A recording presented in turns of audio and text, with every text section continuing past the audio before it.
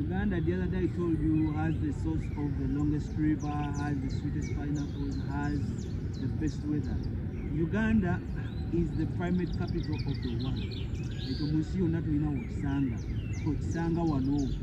Uganda has almost above 50% of the population of gorillas in the whole world. Ebitundu ebifuka mu 5 ku 10 ebya gorillas oba ebisodde ebiri mu nsi yonna obisanga mu Uganda. Kitegeeza ensi ezisigadde zigabana the remaining less than 50% of the population of gorillas. Kyanjawulo. So politics are covering a space.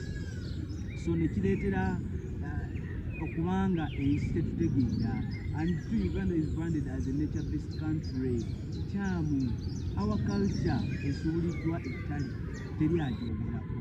So on this channel, it is my responsibility, Joseph Yogai, your responsibility as well, to talk about our culture, to talk about the beautiful stories, to talk about, you know, embeera zaffe. If you talk about the buffaloes, enyama za empisa, enneeyisa yaffe kyanjawulo nnyo.